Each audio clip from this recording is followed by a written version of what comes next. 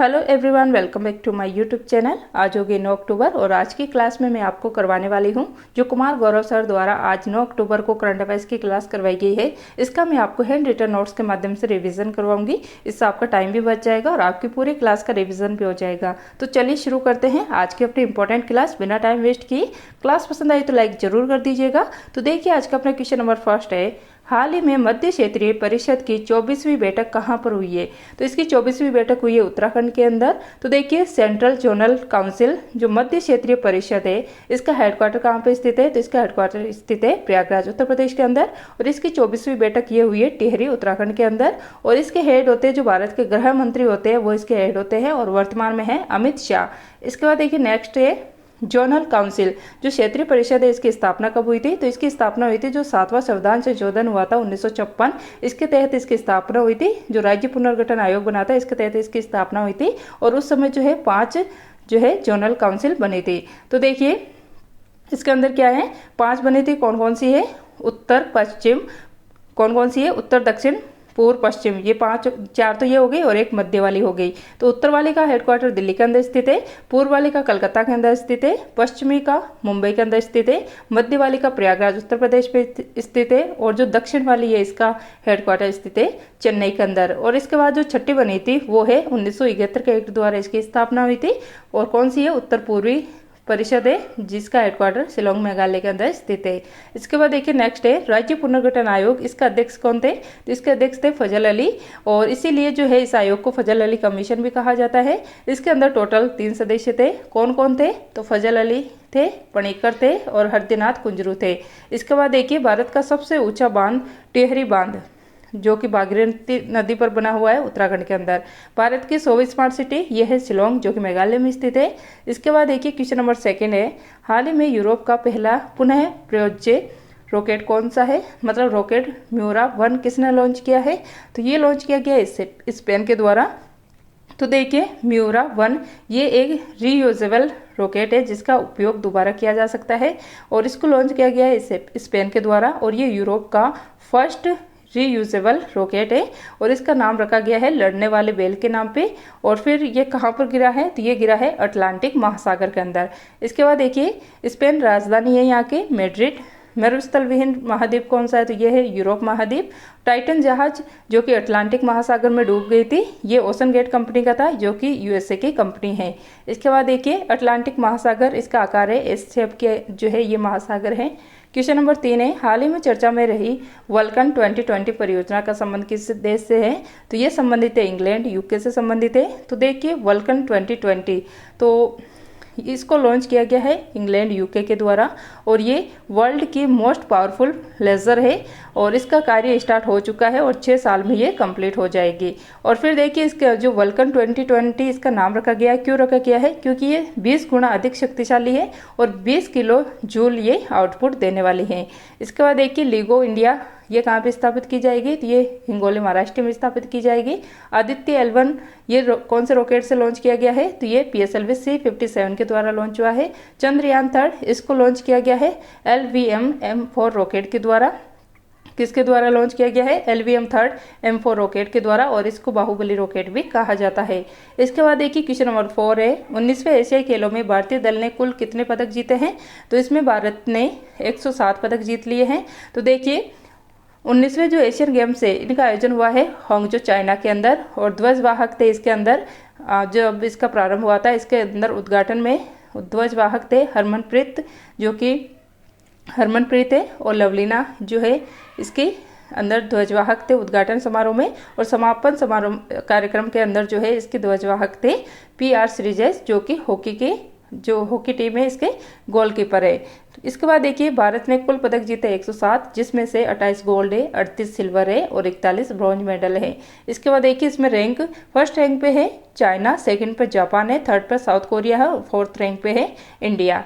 इसके बाद देखिए नेक्स्ट है, इसके अंदर इंपॉर्टेंट मेडल्स जो जीते हैं भारत ने वो देख लेते हैं। फर्स्ट गोल्ड आया था भारत के निशानेबाजी में जो जीता है रुद्रांश, दिव्यांश और ऐश्वर्या ने। फिर देखिए महिला क्रिकेट टीम ने गोल्ड जीता है श्रीलंका को हराकर और कप्तान थी हरमनप्रीत कौर। फिर देखिए पुरुष क्रिकेट टीम, इसने भी गोल्ड जीता है और अफगानिस्तान को हराकर जीता है और कप्तान है ऋतुराज। इसके बाद देखिए 41 साल बाद गोल्ड आया है भारत के खाते में घुड़सवारी के अंदर। तीरंदाजी में पहला गोल्ड जीता है ओजस और ज्योति ने। अन्नू रानी और नीरज चोपड़ा, इन्होंने भाला फेंक के अंदर गोल्ड जीता है। नेक्स्ट है तजिंदर पाल सिंह टूर, इन्होंने मेंस शॉटपुट के अंदर गोल्ड जीता है। बैडमिंटन डबल्स के अंदर सात्विक और चिराग की जोड़ी ने गोल्ड जीता है। टेनिस डबल्स के अंदर ऋतुजा भोसले और रोहन बोपन्ना ने गोल्ड जीता है। अविनाश साबले ने 3000 मीटर की जो स्टीपल चेंज है इसके अंदर गोल्ड जीता है। मेंस हॉकी टीम ने गोल्ड जीता है जापान को हराकर। और पारुल चौधरी ने 5000 मीटर की दौड़ के अंदर गोल्ड जीता है और ये मेरठ उत्तर प्रदेश की रहने वाली हैं। कबड्डी टीम ने देखिए मेल के अंदर गोल्ड जीता है ईरान को हराकर और फीमेल में गोल्ड जीता है चीनी ताइपे को हराकर। स्क्वैश मेंस टीम ने गोल्ड जीता है पाकिस्तान को हराकर। पलक ने 10 मीटर एयर पिस्टल के अंदर वुमेन्स निशानेबाजी के अंदर गोल्ड जीता है। इसके बाद देखिए नेक्स्ट है सिपत कौर समरा ने 50 मीटर राइफल्स के अंदर वुमेन्स निशानेबाजी में गोल्ड जीता है। इसके बाद देखिए स्क्वैश डबल्स के अंदर दीपिका और हरिंदर ने गोल्ड जीता है। और भारत ने एशियन गेम्स के अंदर जो है 2 बार होस्टिंग की है, मतलब 2 बार जो है भारत होस्ट रहा है 1951 में और 1982 के अंदर। फिर देखिए 18वां एशियन गेम्स हुआ था 2018 के अंदर जकार्ता इंडोनेशिया में और इसके अंदर भारत ने 70 पदक जीते थे।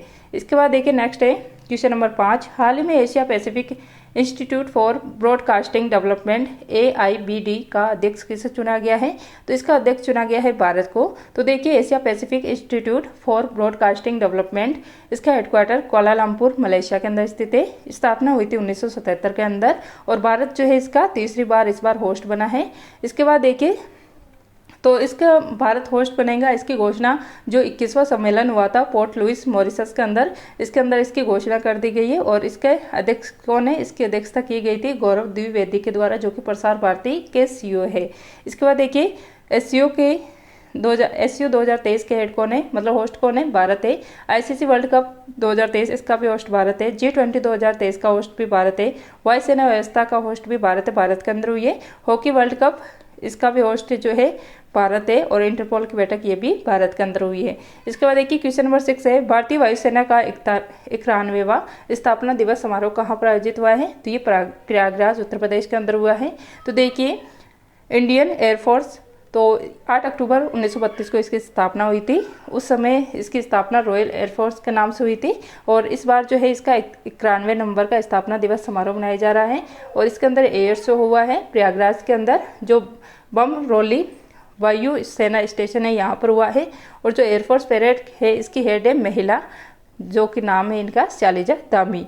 तो देखिए एयरफोर्स के वर्तमान में हेड कौन है? विवेक राम चौधरी है। और साथ ही में एयरफोर्स का जो इंडियन एयरफोर्स है इसका आदर्श वाक्य क्या है? नभे स्पर्शम दीप्तम, मतलब आकाश को गौरव के साथ छूना, ये इसका देव वाक्य या आदर्श वाक्य है। इसके बाद देखिए क्वेश्चन नंबर 7 है, हाल ही में रिलायंस के जियो मार्ट का ब्रांड एम्बेसडर किससे बनाया गया है? तो इसका ब्रांड एम्बेसडर बनाया गया है महेंद्र सिंह धोनी को। तो देखिए रिलायंस जियो मार्ट, इसका ब्रांड एम्बेसडर बने हैं MS धोनी। नेक्स्ट है ICC वर्ल्ड कप, इसका ब्रांड एम्बेसडर शाहरुख खान को बनाया गया है। ICC वर्ल्ड कप के वैश्विक राजदूत ये सचिन तेंदुलकर को बनाया गया है। फिर देखिए जो भारत पेट्रोलियम कॉर्पोरेशन लिमिटेड है, इसका जो श्योर फॉर प्योर कार्यक्रम है, इसका ब्रांड एम्बेसडर ये राहुल द्रविड़ को बनाया गया है। इन्फोसिस ने मेल के अंदर ब्रांड एम्बेसडर बनाया है राफेल नडाल को, फीमेल के अंदर इगा स्विटेक को बनाया है। पेप्सिको के है रणवीर सिंह और महाराष्ट्र ने स्माइल एम्बेसडर ये सचिन तेंदुलकर को बनाया है। क्वेश्चन नंबर 8 है, हाल ही में मुख्यमंत्री लोक सेवक आरोग्य योजना कहाँ पर प्रारंभ हुई है? तो ये हुई है असम के अंदर। तो देखिए मुख्यमंत्री लोक सेवक आरोग्य योजना, तो ये प्रारंभ हुई है असम के अंदर। असम के CM हिमंत बिस्वा के द्वारा इसकी शुरुआत की गई है। इसके लाभकारी कौन होंगे, किनको लाभ मिलेगा? जो कर्मचारी हुए, पेंशन भोगी हुए या आश्रित परिवार है, इनको इसके अंदर लाभ मिलने वाला है। तो इसमें ऑनलाइन चिकित्सा बिल प्रतिपूर्ति योजना है ये, और इसमें हम चाहे किसी भी मनपसंद हॉस्पिटल के अंदर जाकर कैशलेस मेडिकल क्लेम कर सकते हैं। पेमेंट करने के बाद निर्धारित समय सीमा के अंदर अपना पैसा है जो अकाउंट में आ जाएगा। इसके बाद देखिए असम से अलग होकर अरुणाचल प्रदेश और मिजोरम राज्य बने थे 1987 में। मणिपुर, त्रिपुरा, मेघालय राज्य बने थे 1972 के अंदर। नागालैंड बना था 1973 के अंदर। नेक्स्ट है क्वेश्चन नंबर 9, हाल ही में भारत का पहला हरित ऊर्जा पुरातात्विक स्थल बनने वाला तट या फिर शोर मंदिर कहाँ पर स्थित है, तो ये स्थित है तमिलनाडु के अंदर। तो देखिए शोर मंदिर या फिर तट मंदिर, यह है महाबलीपुरम का शोर मंदिर जो कि तमिलनाडु में स्थित है। यहाँ पर महादेव और भगवान विष्णु की मूर्तियाँ स्थापित की गई है और भारत का ये पहला हरित ऊर्जा पुरातात्विक स्थल बन गया है। क्यों बना है, क्योंकि यहाँ पर क्लीन एनर्जी और पोल्यूशन लेस एनर्जी है। और क्यों है, क्योंकि यहाँ पर सोलर एनर्जी का यूज किया जाता है।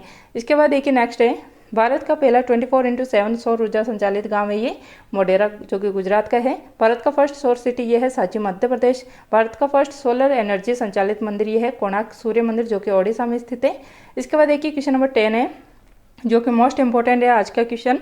तो देखिए हाल ही में फिलिस्तीन के आतंकी संगठन हमास ने ऑपरेशन अल अक्सा फ्लड किसके विरुद्ध प्रारंभ किया है, तो ये प्रारंभ किया गया है इजराइल के विरुद्ध। तो देखिए ऑपरेशन अल अक्सा फ्लड ये हमास के द्वारा जो है किसके विरुद्ध किया गया है, इजराइल के विरुद्ध किया गया है। और ये जो हमास है ये फिलिस्तीन का आतंकी संगठन है। तो देखिए इसको डायग्राम के थ्रू समझते हैं। तो देखिए सबसे पहले यहाँ पे डायग्राम में जो रेड डॉट से दिखाया गया है ये है इजराइल जो कि यहूदी धर्म को मानने वाला है, और फिलिस्तीन जो है ये पूरा जो है फिलिस्तीन का एरिया है जो कि इस्लाम धर्म को मानने वाला है। तो ये 1947 की स्थिति है जब सेकेंड वर्ल्ड वार हो रहा था। तो इस समय जो है यूएसए और यूके ने जर्मनी से हिटलर के नरसंहार से बचाने के लिए जो इजराइल है इनको जो कि यहूदी धर्म को मानते हैं इनको फिलिस्तीन में शरणार्थी के रूप में लेकर आए। यहूदी धर्म को मानने वाले लोग थे ये जो इजराइल के रूप में यहाँ पर आके बसे। ये स्थिति थी 1947 में। फिर नेक्स्ट पे आती है कि इजराइल जो है धीरे धीरे जो है इस पे फिलिस्तीन की जगह कब्जा करने लग गया और यूएन ने कहा कि यहाँ पर 2 देश होने चाहिए, इजराइल यहूदी धर्म को मानने वाला है और फिलिस्तीन इस्लाम धर्म को मानने वाला है। फिर देखिए नेक्स्ट पे है, फिर तीसरे डायग्राम में जो फिलिस्तीन है इसका मात्र 2 कॉर्नर पर अधिकार रह गया है। एक तो है वेस्टर्न बैंक के रूप में और एक हो गया यहाँ पर गाजा पट्टी। ये 2 हिस्से जो है यहाँ पर फिलिस्तीन के रह गए, बाकी जो फुल एरिया है ये इजराइल ने कवर कर लिया। ये 1967 की बात है जब इजराइल का जो है 6 डे वार चला था। तो देखिए किस किस के मध्य हुआ था ये 6 डे वार। तो फिलिस्तीन के साथ अरब देश आ गए थे इस समय जो कि इस्लाम धर्म को मानने वाले थे, जैसे कि सीरिया हुआ, मिस्र हुआ और इसके अलावा भी लेबनान जैसे देश थे जो कि इस्लाम धर्म को मानने वाले थे। वो फिलिस्तीन के साथ मिलकर जो है इजराइल के खिलाफ लड़े थे, लेकिन इजराइल के साथ यूएसए खड़ा था और इजराइल जीत गया और अधिकांश हिस्से पे जो है इजराइल का कब्जा हो गया। प्रेजेंट टाइम में ये स्थिति है कि जो फिलिस्तीन है यहाँ पर शरणार्थी के रूप में बचा है मात्र, और इजराइल जो है पूरे इसके अंदर कब्जा कर रखा है इसके अंदर। फिर देखिए यहाँ पर तो वेस्ट बैंक यहाँ पर फिलिस्तीन का मतलब फिलिस्तीन का हिस्सा है यहाँ पे, और हमास जहाँ पर गाजा पार्टी है यहाँ पर हमास संगठन रहता है जो कि आतंकी संगठन है। तो ये 2 हिस्से जो है फिलिस्तीन के हैं। तो देखिए इजराइल मोस्टली हिस्से पर इजराइल है। तो देखिए यहाँ पे क्या हुआ कि जो लेबनान है जो कि इस्लाम धर्म को मानने वाला है और ये किसके पक्ष में है, तो ये पक्ष में है फिलिस्तीन के। तो देखिए यहाँ पर जो लेबनान का हज्जामुल्लाह संगठन है इसने भी अटैक कर दिया है इजराइल के ऊपर। इसके बाद देखिए जो वेस्ट बैंक है यहाँ पर है जेरूसलम स्थान जो कि 35 एकड़ की भूमि है। यहाँ पर अल अक्सा मस्जिद स्थित है जहाँ पर यहूदी और इस्लाम दोनों के लिए पवित्र स्थान है ये। तो यहाँ पर जो दोनों धर्म के लोग चाहते हैं कि यरूशलेम जो है यहाँ पर अपना कब्जा हो और वही जो है सर्वश्रेष्ठ धर्म बन जाएगा जो इस पर कब्जा कर लेगा। इसके बाद देखिए 7 अक्टूबर 2023 को हमास ने 5000 रॉकेट एक साथ इजराइल पर दाग दिए, और इससे क्या हुआ कि जो इजराइल के पास डिफेंस पावर है आयरन ड्रोन पद्धति, इजराइल ने भी अटैक किया जो कि एक कवच की तरह कार्य करता है आयरन ड्रोन, लेकिन 5000 रॉकेट एक साथ आने के कारण ये कवच फेल हो गया और इजराइल ने वार घोषित कर दिया है। इसके बाद देखिए 7 अक्टूबर को ही क्यों अटैक किया गया है, क्योंकि 7 अक्टूबर को यहूदी धर्म जो कि इजराइल के लोग हैं इनका त्यौहार मना रहे थे। इनके द्वारा जो सुकोत धर्म का मतलब सुकोत इनका त्यौहार है, इसका अंतिम दिन चल रहा था। तो यहाँ पर जो है हमास ने अटैक किया, और हमास ने जो अटैक किया इसको नाम दिया गया है अल अक्सा फ्लड, और जो इसके विरुद्ध वापस से इजराइल ने अटैक किया था इसको नाम दिया गया है आयरन स्वार्ड्स। इसके बाद देखिए कौन कौन से देशों का क्या क्या रिएक्शन है इसके ऊपर। तो इस्लाम धर्म मानने वाले हमास की तरफ है, और ईरान ने भी बधाई दिया कि हमास को 5000 रॉकेट दागने के लिए इजराइल पे। कतर हमास की तरफ है, हमास के साइड में है। पाकिस्तान जो है शांति के लिए पूरा यूनिटी एक साथ लाने के लिए बोल रहा है। और साथ में देखिए इसके बाद देखिए हिजबुल्लाह जो संगठन है जो कि लेबनान देश का है, इसने भी हमास को कहा मेरे रॉकेट बंदूक तुम्हारे साथ है। और यूएसए एंड यूके ये दोनों साथ में है इजराइल के, क्योंकि इजराइल को जो फिलिस्तीन के अंदर लाने वाले थे ये जो है यूएसए और यूके ही थे, जो कि यहाँ पर शरणार्थी बनाकर इनको लेकर आए थे जर्मनी से। फिर देखिए भारत भी सपोर्ट में है इजराइल के। क्यों है? क्योंकि जो इजराइल है ये हमेशा यूएन के अंदर बोलते हैं कि भारत को सुरक्षा परिषद का स्थायी मेंबर बनाना चाहिए, और कश्मीर जो है भारत का है। और साथ में जो इजराइल है ये भारत का सामरिक दोस्त है, चाहे वेपन जैसी तकनीक हुई, ड्रोन हुआ, बराक मिसाइल हुई, इसका सपोर्ट देने के लिए ये कभी भी तैयार है। फिर देखिए हमास ने अटैक किया है, इसलिए आतंकवादी संगठन है ये, इसलिए भारत जो है क्योंकि भारत आतंकवादी के खिलाफ है, इसलिए भी जो है भारत इजराइल को सपोर्ट कर रहा है। फिलिस्तीन ने जो है ये अटैक नहीं किया है, जो फिलिस्तीन के अंदर गाजा पट्टी के अंदर रहने वाला हमास संगठन है इसने ये अटैक किया है। फिर देखिए ये था आज का ये जो क्वेश्चन नंबर 10 है। आई होप आपको ये समझ में आएगा।